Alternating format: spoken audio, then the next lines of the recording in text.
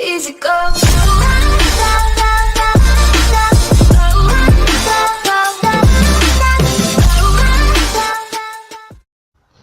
Salut à tous, c'est One Games. On se retrouve aujourd'hui pour une toute nouvelle vidéo.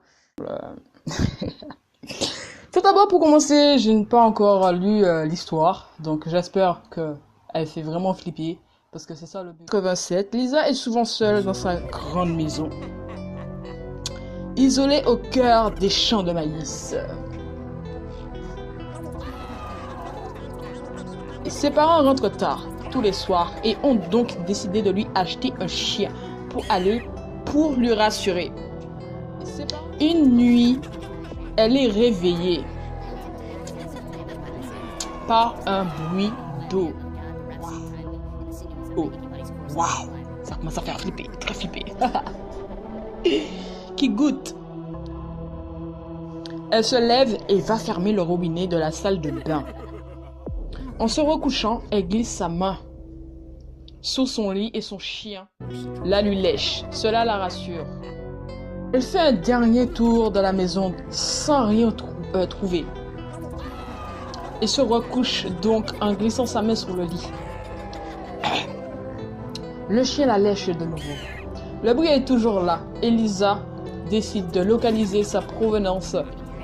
Le son vient de son placard. En l'ouvrant, elle découvre son chien égorgé, suspendu par les pattes arrière, se vidant lentement de son sang sur la porte du placard.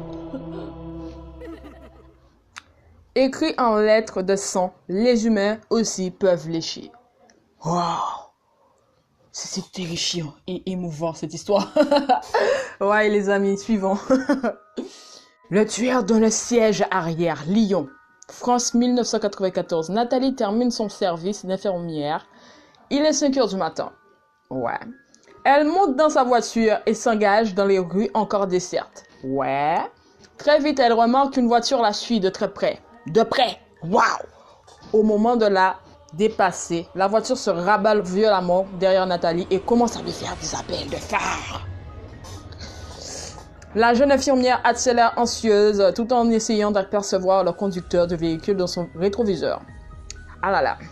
Les appels de phare continuent frénétiques. Elle tourne à droite puis à gauche. La voiture la suit. Nathalie commence à paniquer que lui veut donc cette personne.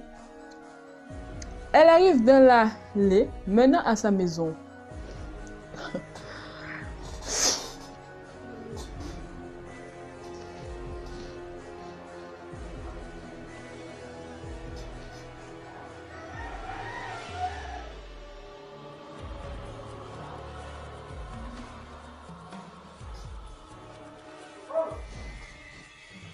Maintenant à sa maison. Son seul espoir, tenter le tout pour le tout et courir s'enfermer chez elle pour appeler la police. Au moment où elle descend de la voiture, elle entend son poursuivant descendre à son tour et hurler: enfermez-vous et appelez la police vite!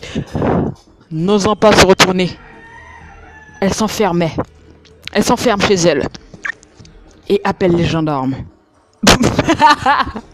Waouh, l'histoire elle est à la fois drôle et terrifiante. Ouais, mais on aime ça. Moi, j'aime ça. Ouais, quand même, un petit peu, pas beaucoup. Ouais. Elle jette un œil par la fenêtre pour apercevoir une grande silhouette armée d'un couteau de boucher, attaquant sauvagement l'homme qui la suivait. Terrifiée,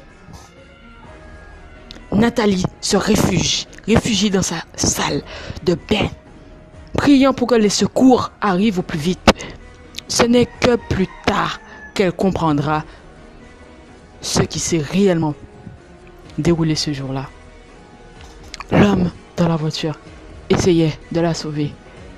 Il avait vu un homme se glisser dans sa voiture de Nathalie et essayait de la prévenir. Il a payé